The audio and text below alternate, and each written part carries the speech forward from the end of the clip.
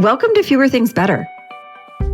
This is the place for all of us who are big on goals and short on time. Together, we'll explore smart, simple ideas on how to retrain your brain and unlock your life. I'm your host, Kristen Graham. Let's get started. There are times of the year when the go-go seems to go a little faster. And when downtime doesn't feel very down. The speed of the days can quickly turn into a deep fatigue that seems to just settle into our bones and into our brain. And even if you've had time off, not working or doing doesn't always equal rest.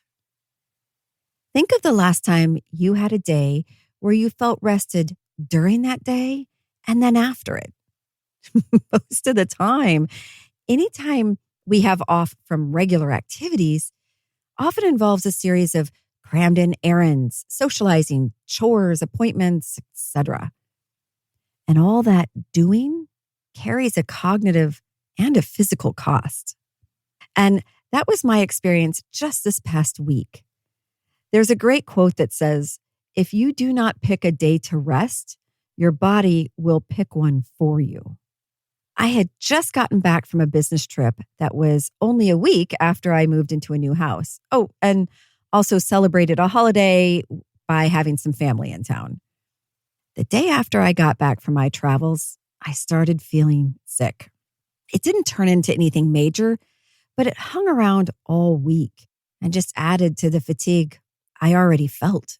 The bottom line on top of this episode is that making time to take time for rest is one of the wisest investments we don't always know we need. Fatigue is fluid. It can come and go in both the breadth and depth of its impact. Other times we can experience a deeper burn in our body, and this is usually the experience of burnout. Episode 87 dug more into the science behind burnout, and I'll add a link to that in the show notes. And while not everyone will experience burnout, we are all familiar with our friend fatigue. So instead of simply fighting it when it comes on, what if we planned for time with no plans? Start by paying attention to how long, on average, it takes you to actually fall asleep. If it's more than 30 minutes, research shows that that is an indicator of a deeper disruption. Look for time in the extended day where you can find rest versus sleep. Rest simply means time for you not to do for a set amount of time. It doesn't have to lead to sleep to be beneficial. This cognitive pause button has many benefits. A main one being to help regulate breathing. Because when we're always going, we get that pace and it interrupts our blood flow. I know that sounds simple, and that's exactly the point. Simplify and allow some space to simply be still. Another idea when you're feeling the burn of fatigue is to seek out sunlight. Every time we get exposure to sunlight, it induces chemical reactions in our body, including the very important melatonin. When we get exposure to sunlight, it recharges and reboots our body's circadian clock. Think of this as a software update with updated features that help fight fatigue. And don't forget about laughter.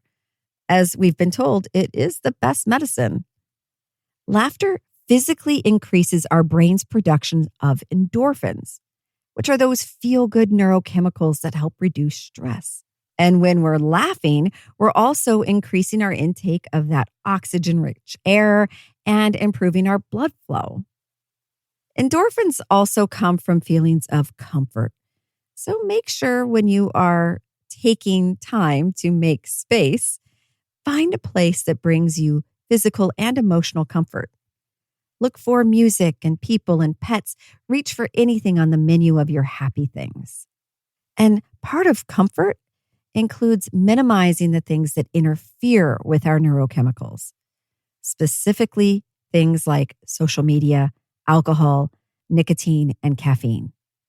These are natural depressants and often feed into that fatigue.